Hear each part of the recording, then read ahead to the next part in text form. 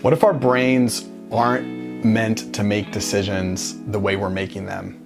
Like the logic and the gut feeling and the desire isn't how we're meant to approach decision making at all. You see, I was faced over 10 years ago with the decision of whether or not I should date a girl that I liked, a girl that God was telling me to date. And it was in this situation that I first discovered the kind of decision making that God is inviting us into, what I like to call the one decision rule. My entire high school and then into college, I had never dated anyone because, to be honest, I was terrified that I would date the wrong person and that it would just get complicated. And here I was, a junior in college, and I had just gotten over liking a girl for 2 years and making no actions in that relationship. It was just something I thought about for 2 years. And I met a girl named Natasha. Well, at first she didn't stick out to me, but then one night we were in a prayer gathering together and she was speaking in tongues and God said, check her out. And I was like, what? I'd never heard God tell me to check a girl out before.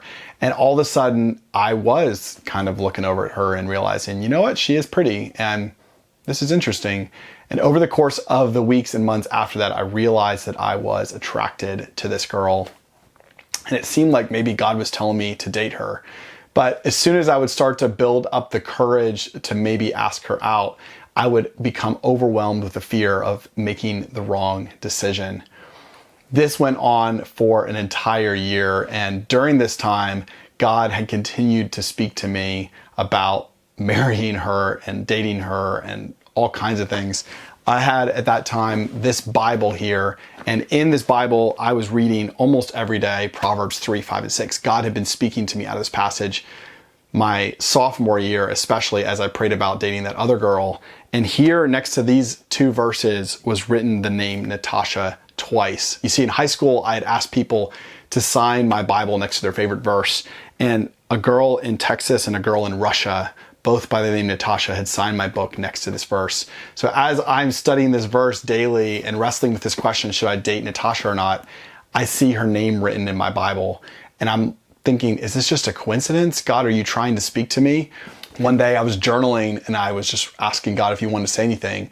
And he said, you and Natasha will end up together. I will establish that which pleases me. And as I wrote it, I was like, I don't know if I should even write this. I don't know if I'm hearing God for sure. I was unsure of whether or not I was supposed to date Natasha. My attraction was there. My desire was there. God seemed to be speaking to me, but I had questions about whether this was the right person and how I could know with 100% confidence. As I wrestled with this decision, I slowly started texting her more and hanging out with her one-on-one more, still not sure whether or not this was someone that I wanted to actually date.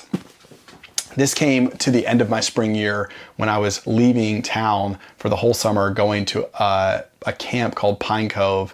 And as I prepared to go, I realized that I was not going to start dating her until the following fall. And then I had this summer to make the decision. So I told her, hey, we're not going to talk for the summer. And I packed my bags and I went to this camp. And one night I had a dream.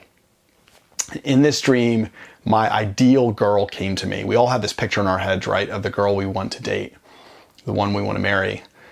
And this girl comes to me in this dream and she's interested in me. And as I wake up from this dream, I have this thought in my head that says, but she's not Natasha. And I asked God what this dream meant, and he began to speak to me out of this passage, Proverbs 3, 5, and 6.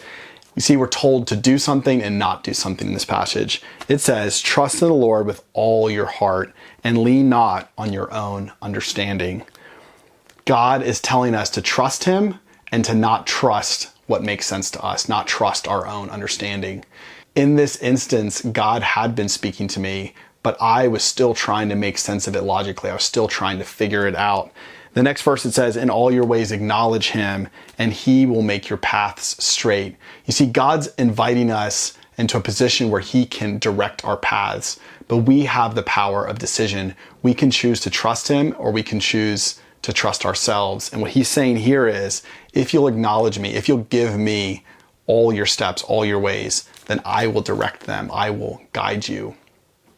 God was telling me in this dream, you have to decide between what you think is right, this ideal girl, and what I'm giving you, Natasha. You see, he had made it clear to me that this was the person that he wanted me to date and eventually marry.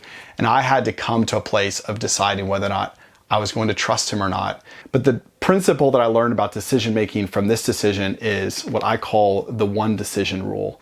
And that rule is you have to decide whether you're going to give the decision to God and trust him, trust his understanding, or whether you're going to make the decision yourself and take God as a counsel.